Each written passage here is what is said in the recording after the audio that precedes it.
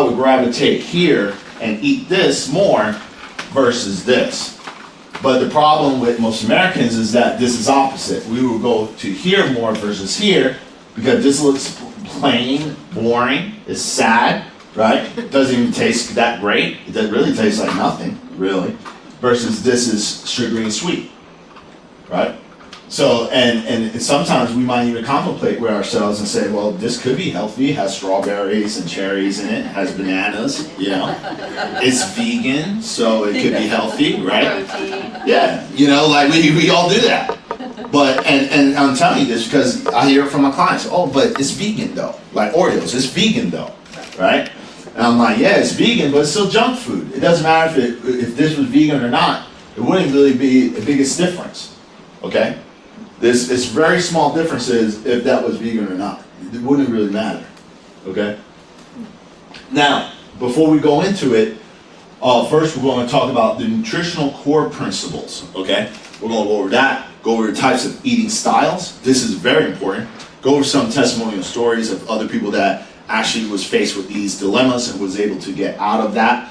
Affirmations that you could start saying to yourself when it comes to having a better relationship with foods, and then references, recap, and questions. Now, if you haven't heard about my story, here it is again, okay, for the third time on this trip. So right now, before I started all of this, I served in the United States Marine Corps, did 4 years fully active service, also deployed to Operation Iraqi Freedom 3 and 4.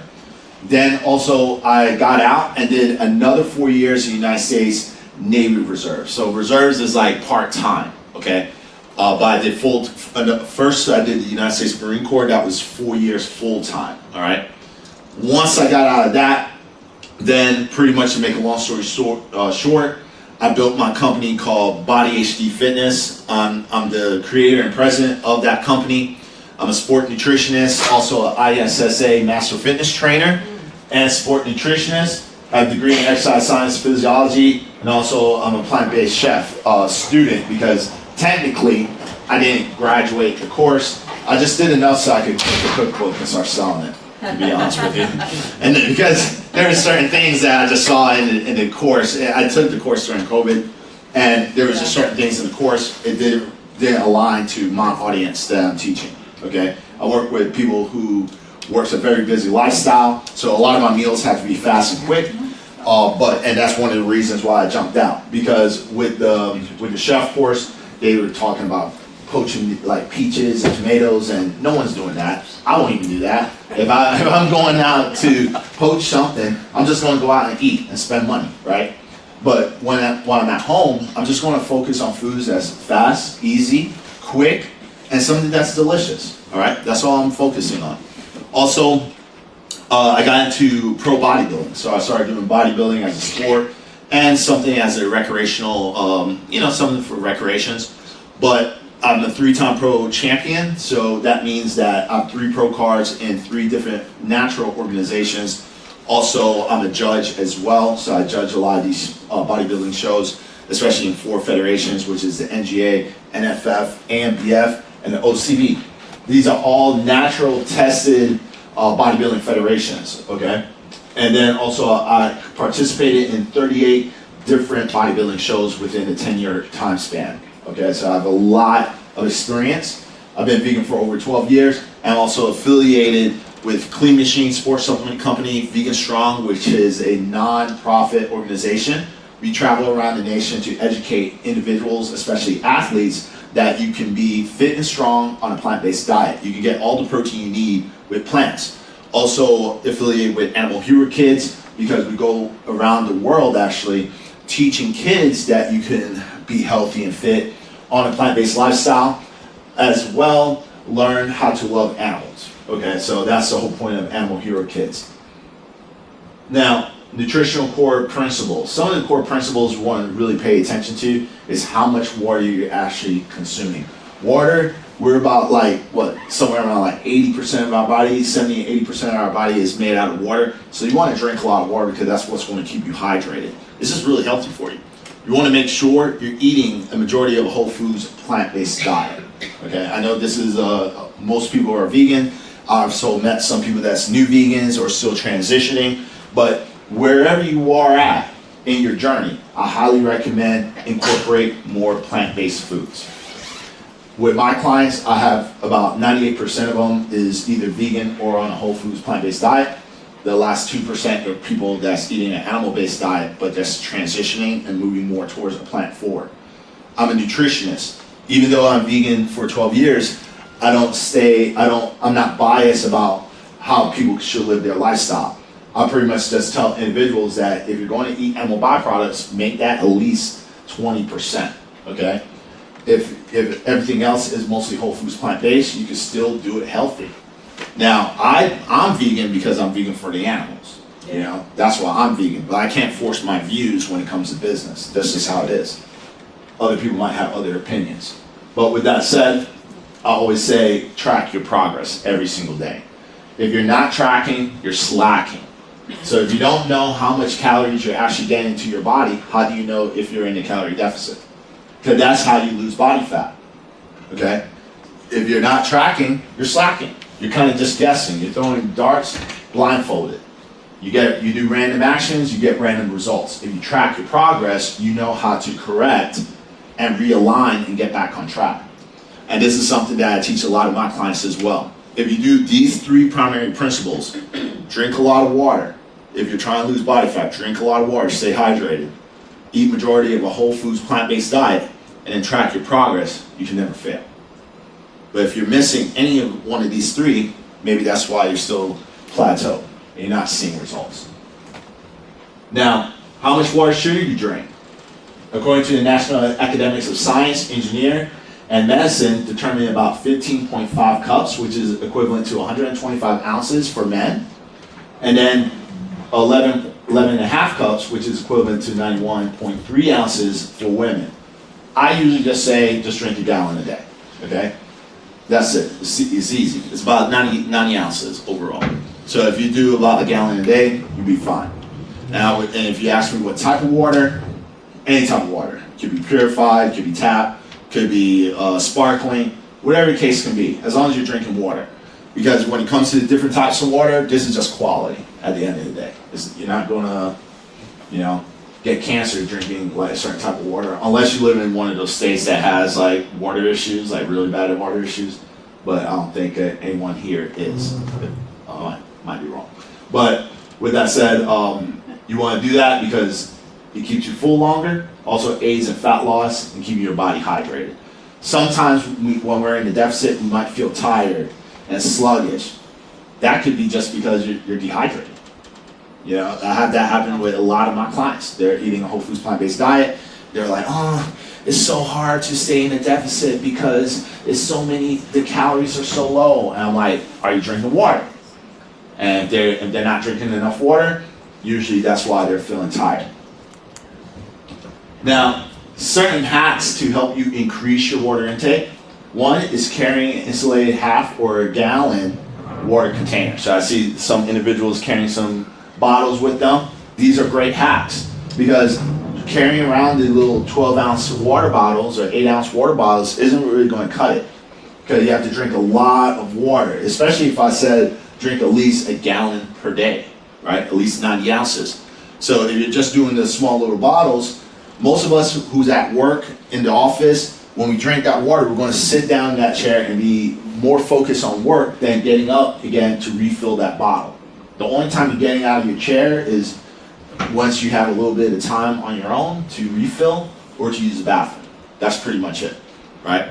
So I always say carry big bottles, like maybe a half a gallon or a gallon. I carry a gallon a day. I have 2 bottles. I have one that's a gallon that I carry everywhere, and then I have a gallon and a half that I keep at home. And I keep it right. I have one that I carry when I'm going to the gym or I'm out and about. That gallon and a half, I keep that right at my desk. So I fill it up once a day, and then I just keep it there. So when I'm doing my calls and everything, I could just grab and chug it down. Another hack is purchasing 5-gallon water dispensers. All right, so something like this, as you can see right here. I have a dispenser very similar to this one, and I highly suggest getting them. Not just keeping it in your office, but get one for your home as well, because you could pick out the quality of water that you want to choose if you want to upgrade your water quality. Also, at the same time, you have some perks. One of them could be hot water. It helps you make some oats real quick, make some tea, coffees if you need it, right on the tap. So, and when you have that installed at your home, more likely you're going to use it more. Even when it comes to boiling my foods, I use the dispenser. I'm using fresh water, purified. I'm not using that tap. That's just me in particularly. But I could just go ahead and put the hot water, and it helps me boil whatever foods that I'm trying to boil a lot faster. And also by having this, it makes me drink more water faster, because to fill up this, I need something like this. You know what I'm saying? So having these two is really going to play a significant role. And then if you live in an apartment or anything, they carry it to your house. That's the best thing about investing in a water delivery service, if you have one in your area, okay? You don't have to carry it. Because I know some people would take this and go to like Home Depot or Walmart, something like that, fill up those containers. The only problem about that is those water stations, you have to make sure they're actually changing the filters. Because depending where you are, some places don't change the filters, and that water could be more contaminated versus the ones that you could buy at the grocery store or even your tap. Because if they're not changing it, it's just putting in a lot of impurities into the water. All right, and these are the ones that I recommend: purified, alkaline, distilled, or filter. If you're going to get distilled, make sure it has added minerals to it, because if it's just purely distilled, and distilled is pretty much steam water, and there's no minerals inside of that water, you can wash out a lot of your electrolytes, vitamins, and minerals, making you pretty much dehydrated. Okay, so you don't want to do something like that. So just make sure if you get distilled is considered one of the purest waters, but make sure there's added minerals in it. And if you want to add your own minerals, you can always add like real salt, about a quarter teaspoon of that, throw it in a gallon of water bottle, shake it, and that's one way of adding more minerals manually. But your water will taste a little salty. It's not going to taste that fresh, actually, if you do it that way. Now, going into the next principle, which is consuming mostly a whole foods plant-based diet.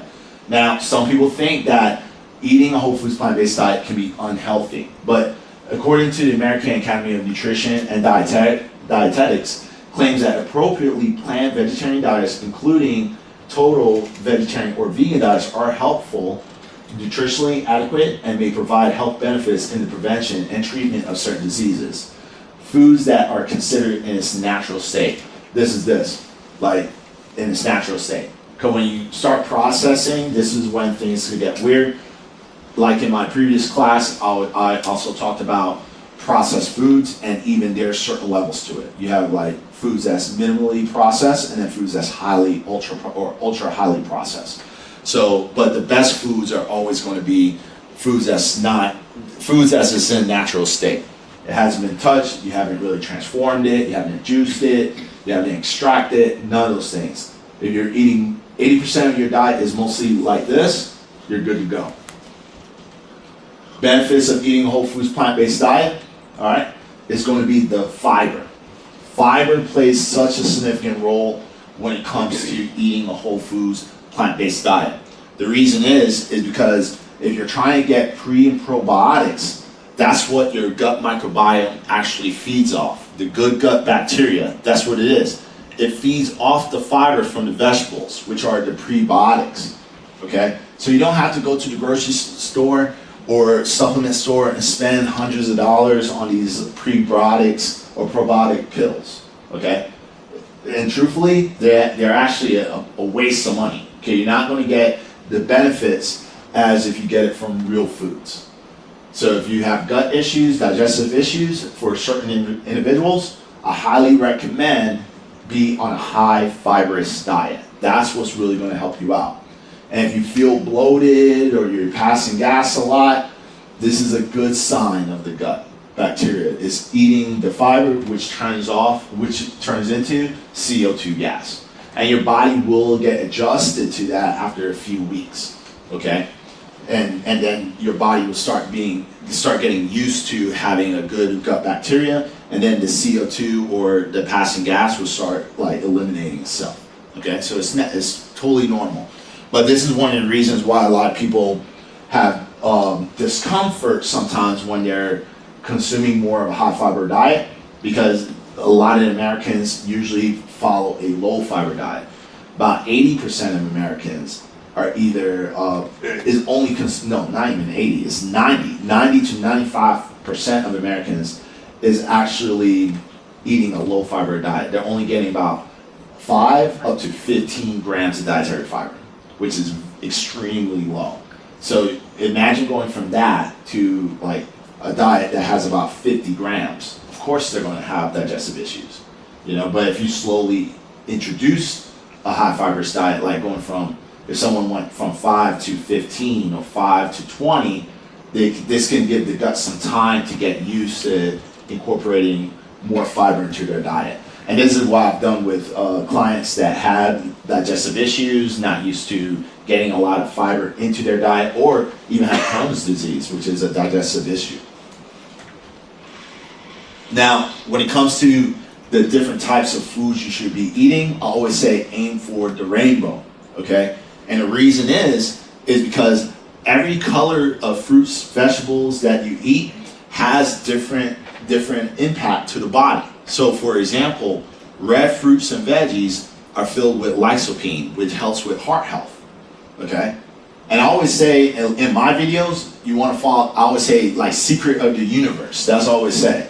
I say secret of the universe, because it's like if you look at whole foods, certain foods even look like certain body parts, and it actually helps that part of the body.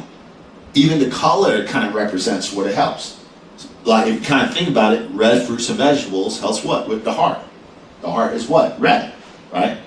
So it's like, it's a secret. It's almost like you have to just put two together.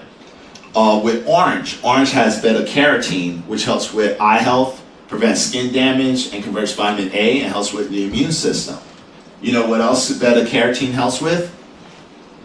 I mean, we were outside all day, tan, So it's like, that's why even when I went out, I had like a lot of stuff with carrots. That gives me that natural glow. People always like, man, you got that nice glow. It's just the carrots. That's all it is. It's just the carrots. Because you can even eat a lot of carrots. Like truthfully, you can eat a lot. If you eat too much beta-carotene, your skin will turn orange. So this is real. So it's like, I'm not saying to eat that much so you look like Trump. You know what I'm saying? But just eat enough so you have a nice natural golden glow. All right? And it really helps with the skin. Next is going to be the yellow and white. All right? This is packed with vitamin C. It's going to help with your immune system, your eyes, and also heart health. Again, secret of the universe. White. What's white? White, what? Blood cells, right? Immune system. This is a great way to think about that. Green is packed with vitamin K, your B vitamins, and also protect the bones, okay? So I would say the green is like, it's not really so much of secrets of the universe. It kind of falls off a little bit. But you can get a lot of your vitamin K, B12s, and also it's going to help, the calcium is going to help with stronger bones. And then lastly, your purple and blues. Now this has anthocyanin in it.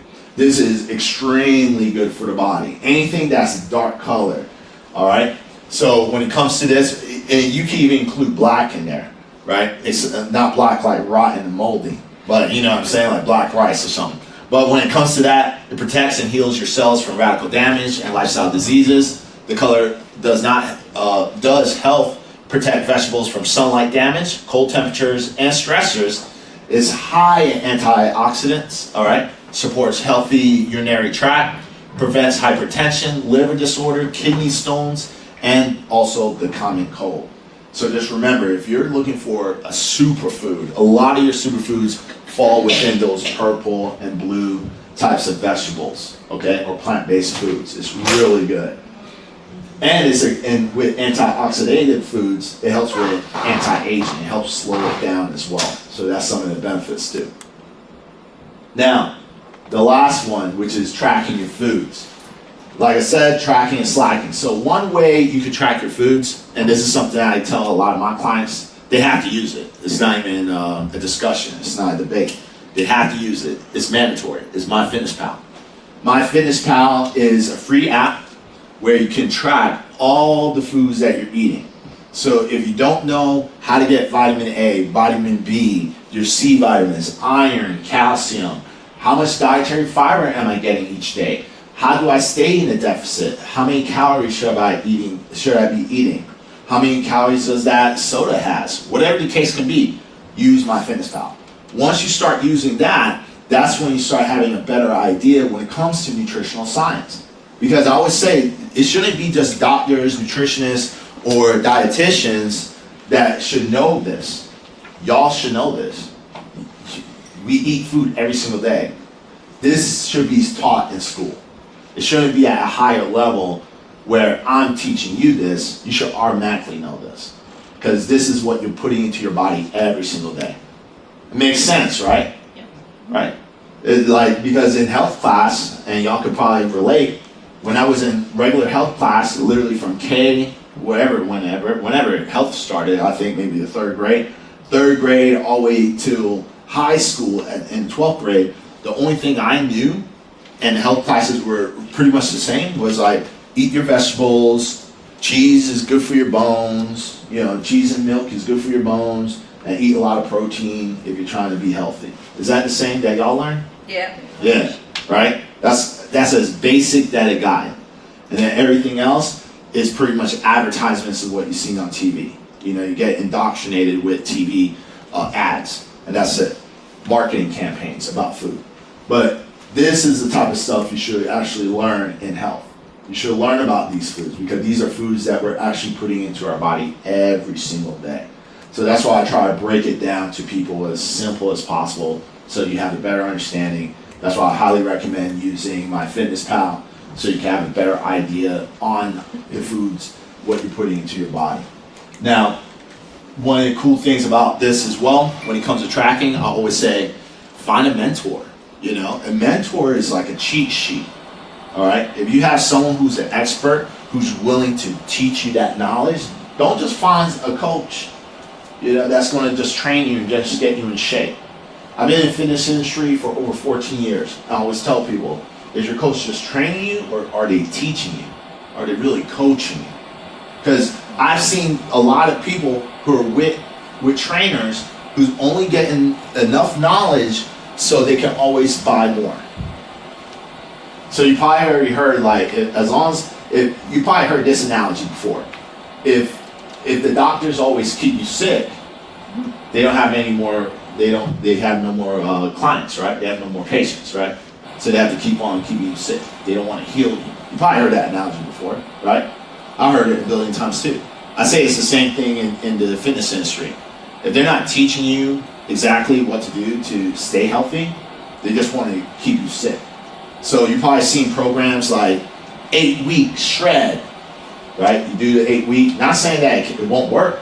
Most of them do work if you follow it, right? You follow it, you lose the weight, but then after that, what happens? You're kind of lost. You don't know what to do. You're asking questions to yourself. Should I just continue to eat the foods that I've been eating on this 8-week shred? I mean, how long would that last? Probably an extra month after that, going right back to eating normal. Should I continue to do the same workouts? Like, how do I reintroduce some of the foods that I love? These are a lot of questions that even my clients told me when they've done different programs, especially programs that's only specific for losing weight. And I'm like, that's because you bought a program that's basically what it's for. Even in personal training, I've seen it. I've seen it in personal training where they don't keep you accountable. They just keep you coming in, paying for a session. They work you out, talk about your day, and let you out. They don't tell you anything else about nutrition and what you need to do to help you keep the weight off. And what happens, you go on vacation, you come back, you gain 10 pounds, you think the trainer's happy or mad? He acts mad in front of your face, but he's actually happy because he's going to get paid again. See what I'm saying? So what I do with my clients is I teach them, just as you saw with this class. I have hundreds of classes very similar to this, hundreds on different topics. about how to have sustainable results. And I want to teach them what I know. So if you know what I know, then it's not hard to keep weight off. You totally understand about food and how to put it into your body and how to manipulate physically and also, just physically, how your body looks and operates, because you know exactly what food should be doing in your body, if that makes sense. Okay? Now, the last thing we're going to talk about is the different eating styles. Okay? This is extremely important. This is the part I was talking about when it comes down to realizing how you eat. Yeah. If you if you have a better understanding on how you eat, this is what's going to really help you be able to build better eating habits. Okay, so first, and these are the 3 types, and then we're going to break it down to smaller types. So the first one is nutritional selection, what we eat and understanding why. I fit here. That's why I eat the way I eat. Cause I know what to eat, and I understand why I eat that way. Who feels that they're there? So some people do, some people don't. Yeah, I got it. It's fine. You don't have to, I don't expect everyone to be like me. Alright? This is an honest question. Environment, food. Where, why, and whom. So who's only eating, like for example, this cruise. We have the 6 pillars. Who's only eating the 6 pillars because you're here? Raise your hand. And you're not going to get in trouble. Mike's not here. So you're not going to get in trouble. Yeah, be honest. Because I didn't know what the 6 pillars were. Yeah. Everyone has their reasons. Like some people are only eating the way they're eating now because you're here. You're in the environment. Like I'm going to be honest. Am I eating the 6 pillars? Nah, I just don't eat it in front of you guys. I'm being honest. I'm being very honest. I don't eat it, but this is why. Because I'm here. I'm not here. Okay? I understand why I eat, and I have a better understanding. I understand about the 6 pillars, but it's not my lifestyle. So the environment of the food doesn't affect me. I can eat it from here from time to time, and sometimes I don't have to. I'm not trying to say the 6 pillars sucks. It just doesn't fit my lifestyle. Okay? Simple as that. It's actually really good. The 6 pillars. Okay? It's really good. Now, the emotional reactions. Who fits here? Why and how we eat. Like you get mad, eat a bunch of chocolate and stuff like that. Feel happy, feel like you need to reward yourself. Who falls in that? Yeah. We all do. I even fall into that sometimes, If I won a bodybuilding show, I'm getting some pizza. Alright? I deserve it. I freaking ate super strict for the past 6 months. I deserve a pizza. We all been there. We all do it from time to time. And all of us, even myself, been through all of these. Okay? Not every day I'm just like this. Sometimes I fall into this, sometimes I fall into this, but majority of the time I fall into this. And this is what I try to get a lot of people, is here. That this is where a lot of people lack. More people fall within the emotional and environmental food selection. Now, this is the list that really makes people feel, this is the list that makes people feel it's extremely hard to lose body fat or be healthy. So who ever been here, like angry eating? Yeah, we all been here. I've been here too. Yeah, I've been so mad, I just want to eat garbage. And the reason is because when you eat garbage foods, it's comfort. It makes you feel better. And the reason it makes you feel better is because when you eat like candy, sweets, foods that's high in fat and sugar and salt, right? Those foods helps produce more serotonin. It gives you that reward system. It makes you feel good, all right? But the problem about this is that it's temporary. It's just like a drug, like ecstasy. Who took ecstasy? I'm just kidding. But like, but the thing is, like those type of drugs is like a happy drug, right? So it gives me that serotonin, like, oh yeah, I'm in ecstasy, I feel great. But it's not real. I don't truly feel happy. It just changes my brain chemistry. It makes me act as I feel happy. Once that goes away, guess what? I'm sad and depressed. So it's the same thing with eating foods. Same exact factors. And the reason I'm using illicit drugs is because, for example, the sugar. Sugar has been tested side by side when it comes to brain waves exactly as cocaine. You know? Same exact brain waves. That pleasure is a pleasure trap. So when you eat that sugar, you're like, oh yeah, you know? And then once it goes down, you feel depressed and sad. And you feel more depressed because now you're looking at yourself in the mirror and you're like, man, why did I eat that cake? So you get angry, and sometimes it can be a vicious cycle. Okay, you looking in the mirror, you feel sad, you feel bad, but then you go back, eat some more, and then you look in the mirror. You know, it's just a vicious cycle. Avoidance eating, like for example, passing of a loved one. That could be something. Now, for me, when it comes to avoidance eating, this is usually not from passing, but usually when I'm sick. When I'm sick, I do avoidance eating. I just don't feel like eating anything. Yeah. So sometimes it could be biological. Sometimes it could be from like an environment situation, like the passing of a loved one. But we all been there. But the problem is that you don't want to be there too long. Okay. Once you know, like a day or two already passed, you probably want to start eating regular again, because food does play a great role when it comes to your mood and how you feel. So don't go to the angry eating because of the loved one, because some of these can connect to each other, making it, again, another vicious cycle. You want to be able to realize why you're not eating, and after a few days of mourning, try to start incorporating some healthy foods back into your diet. Because trust me, because I train like over hundreds to thousands of clients, and this happens. This is part of life. You know what I'm saying? And when this happens, like they'll come to me, explain about the issues, the problems that they're having. I give them some time, but at the same time, I understand that you need to get back on track. Okay, just because Mrs. Jones passed away doesn't mean that you're going to die too here as well. Let's get back on track. Let's try to get some foods in you, and you're going to feel better. Comfort eating. We all been here as well. I even played a little bit even today. You know, airplane, hotels, trips.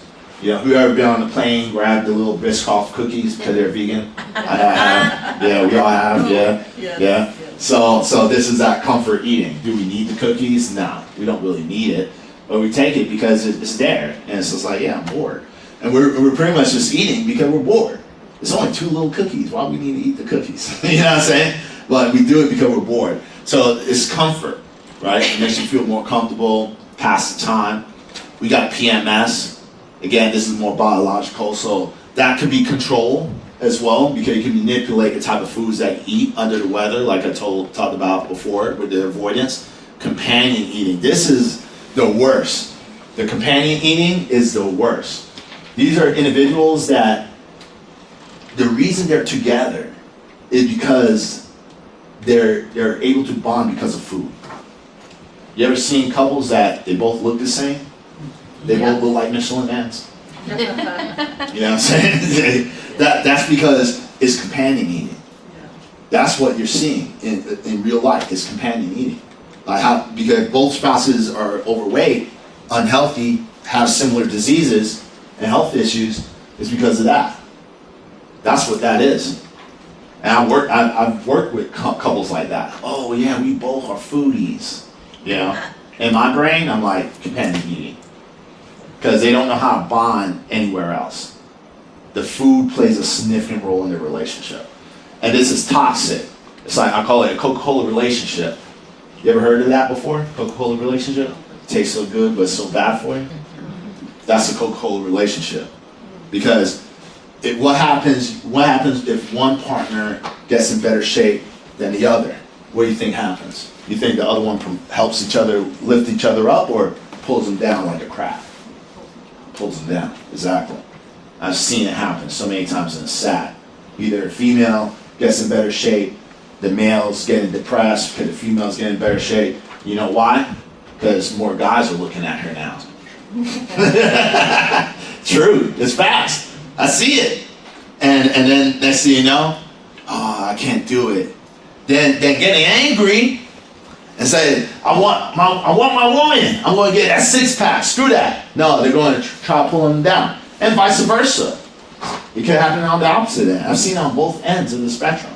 That's why I think the companion eating is so toxic. I hate it. And that's why I also sell the relationship package, but I've seen it fail in ways where that happens. One couple couldn't make it, and then they pull the other one down, and then eventually they both won out. It's sad to see that sometimes. Elevating eating. I already talked about that. Reward systems, procrastinating eating. This a lot of people fall into this one as well.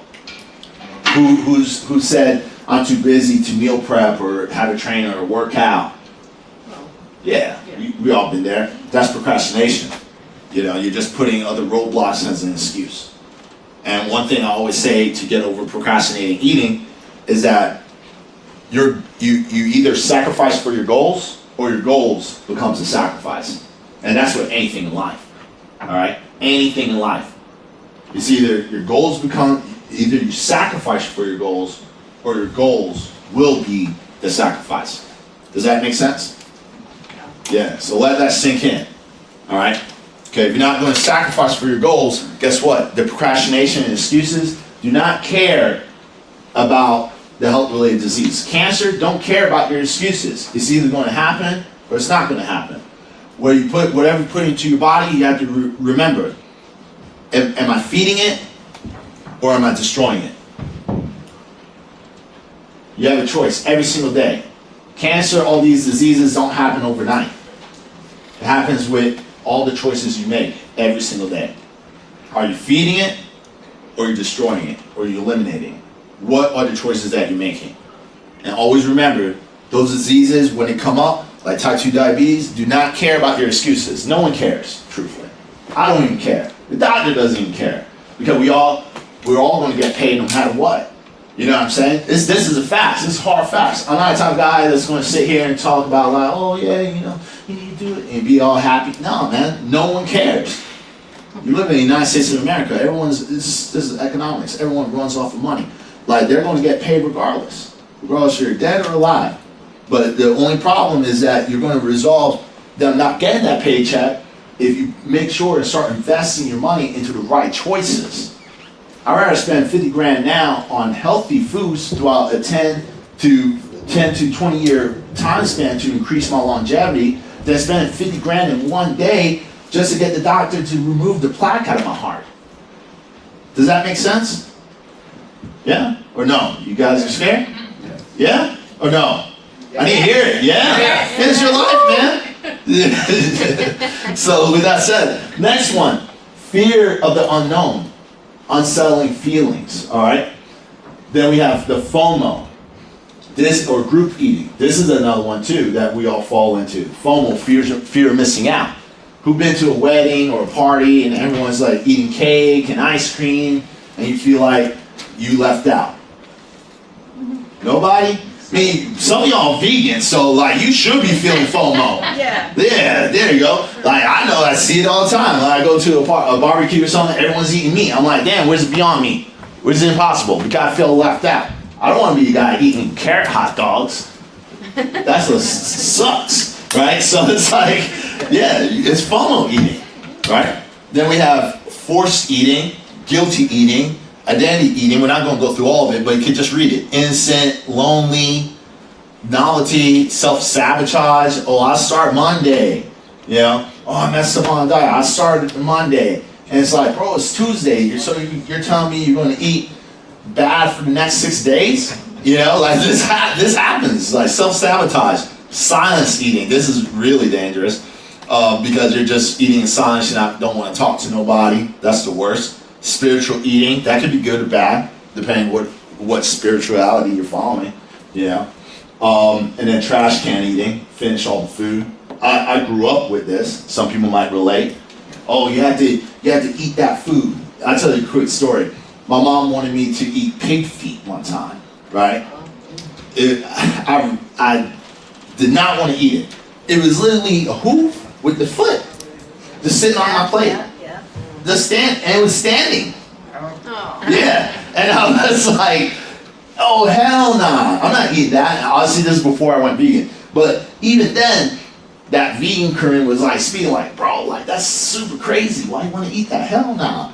And my mom was like, look, you have to eat it.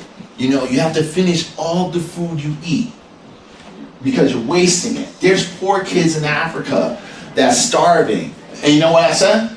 Well, you can put it in Tupperware. We'll put it into a UPS box. We'll ship it straight to Africa. I was like, I'm not eating no pig feet. I was like, that's where I crossed the line. I was like, not eating that. Hell no. I was like, it's so good. I see a hoof, split hoof. That's disgusting.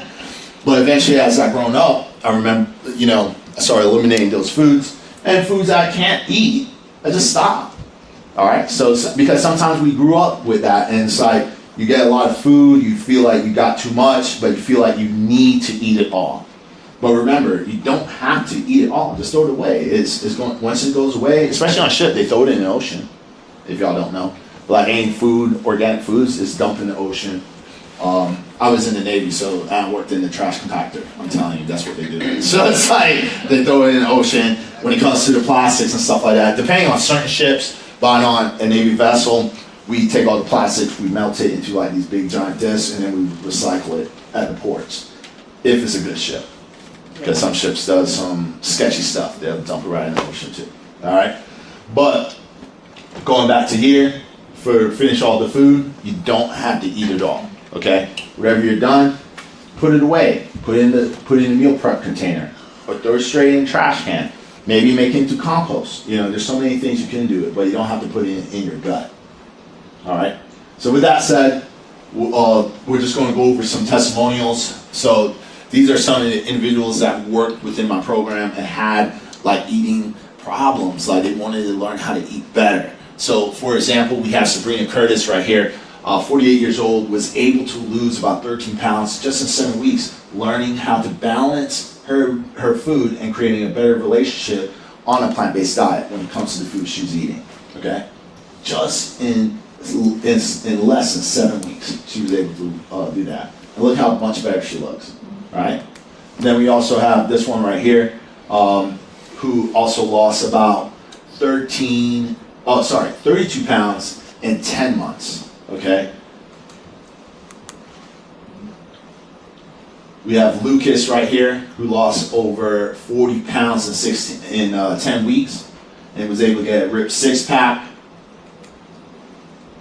We have Danny, 52 years old, who was able to lose about 24 pounds of body fat just in short of 12 weeks. And he was an actor and also a truck driver. We have George Matthews, who was able to lose about 20 pounds of body fat just in 16 weeks. He look at that, looking like a supermodel. We have Shanice Swift, was able to lose body fat and build more muscle within 1 year. She was able to build about 10 pounds of lean muscle mass in 1 year. We have this individual who was able to lose about, I want to say about 15 pounds within 16 weeks. And as you can see, we have a lot of clients that's been through my program and got tremendous results. Doesn't matter how old they are, how young they are, they were able to get results. Just learning how to eat appropriately, having a better relationship with the foods that they're actually eating, and they have sustainable results. So you could look up a lot of these guys and they look the same or even better.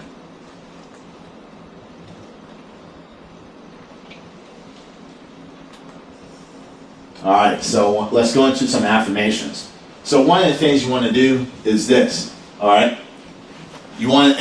This is group participation.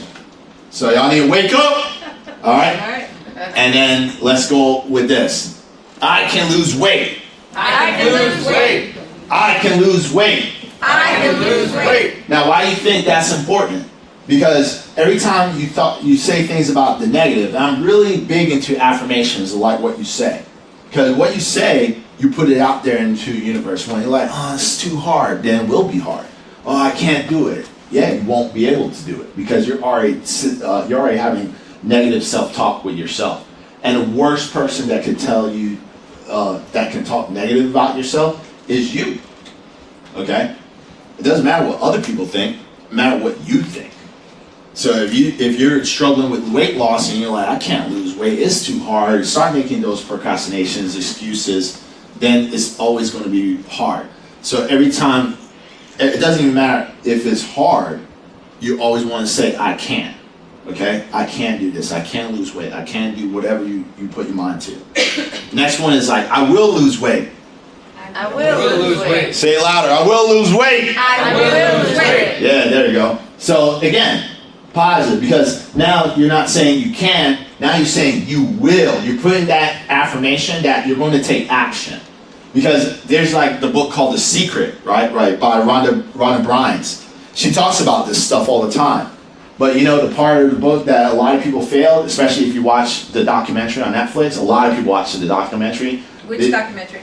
The Secret by Rhonda Byrnes. So one of the things was that people were doing all the mental work, but they weren't putting it into action. You know what I'm saying? Like they're like, oh, if I write a check for $100,000, it's going to come to me, right? People heard that type of affirmations, but who actually put in the work to get the 100,000?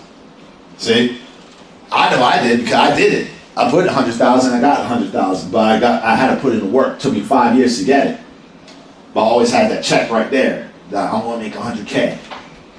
And then 5 years later, I got it. But I just didn't put it there and just start praying and like, you know, playing with my Buddha beads and stuff like that. I was actually putting in the work. I just had the check there as something that I could focus on to make it into actualization.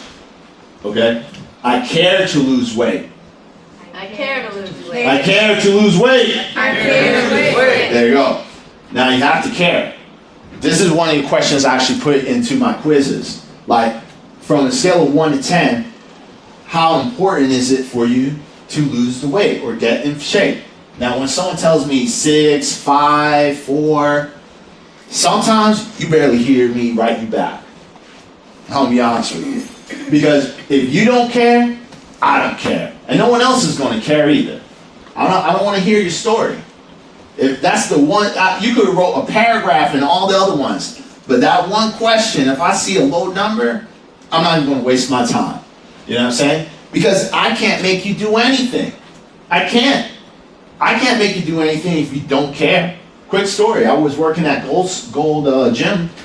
I had this couple that was overweight, right? And we already talked about that type of couple, right? The toxic couple, the bonding from emotional eating. And what they did was they came to me. We spent a whole hour talking about training, buying a program, whatnot. At the end of the sale, they were like, it's too expensive. Obviously, I did my objection handling, trying to handle the objection, right? Oh, but we have payment plans, we have this, that, whatever. And they're like, well, you know, to be honest with you, I just don't care. Once they said that, I stopped the objections immediately. Because I was like, if you don't care, you're just wasting my time. I can't force you to do anything. Why don't you care? Well, my grandkids don't see me, and you know, I'm just a waste of space, and well, you know, they just start telling me this whole thing. And I told them at the end of the day, and then they, oh yeah, and then the worst thing was that they said their doctor told me I had to do this. That's what like pissed me off. And I was like, well, if you're just doing this because your doctor is telling you to do it, like you don't have to listen to your doctor. You know what I mean? You don't need me to make you and force you to do anything. You have to be doing this for yourself. I don't care if it's for your grandkids or whatnot. Like, or your doctor wants you to do it. Your doctor wants you to do it because he cares for your health. But obviously, if you don't care, like, he really doesn't care either. It's just the difference between you and me. I'm not your primary care, so I'm not going to be nice with you. Like, it's either you want to do this and move forward, or you don't. Simple as that. I've been in the military for 8 years. You think I need to handle that crap? Like, that is serious. Because in the military, we're like that as well. The reason a lot of people can't do the Marines, because our motto is the few, the proud, the Marines. Not everyone can be one. It's simple. There's a big elimination process. We're looking for the strongest people, not the weakest, because those are the ones that's going to get you killed. So it's the same thing when it comes to this stuff. Like, you have to care. Okay, if you don't care about yourself, no one will. No one will. And that's just cold hard facts. And then you have to love the process. I love to lose weight. I love to lose weight. I love to lose weight. I love to lose weight. There you go. You have to love it. You have to love the process. All right? Because it's so rewarding at the end of the day when you did something hard and you accomplished it. How many people felt amazingly happy when they accomplished something that was hard? Yeah. Sure. Who felt happy when they accomplished something easy? Yeah, some people. Yeah, what's wrong with that? You know, but I bet you which one was better, the hard or the easy? What felt more like, yeah, the hard stuff, right? Like even with me, one of the hardest things I ever did was it wasn't even the war. You know what I'm saying? Like it was when I finished boot camp. I felt the most rewarded when I did that. Out of my whole career, that's when I actually cried. I never cried when I was in war. In war, I was just scared as shit. You know, like I was like, I'm just trying to get back alive with all my limbs. You know, I don't want nothing missing. Screw that Purple Heart. Yeah, I want that purple. Yeah, I'm like, you only get $250 a month, man. Screw that, man, for that little medal and lose a limb. Oh, nah, man, that's not enough. So I'm like, but I felt the most rewarded for the when I finished boot camp. And that's because I got my Eagle Glow and Anchor, because in my whole entire life, when I was as a kid, I never got rewarded of something that I did 100% on my own that was serious and real. It was the most realist thing I ever did in my life. You know what I'm saying? And then after that, once I accomplished that, then I just started looking at everything as a goal should have that same feel. So I never looked for the easy route. Always looked for the hard route. I always tell people I put my life level on difficulty on hard, not easy. Okay? Then you want to say, my body love to lose weight.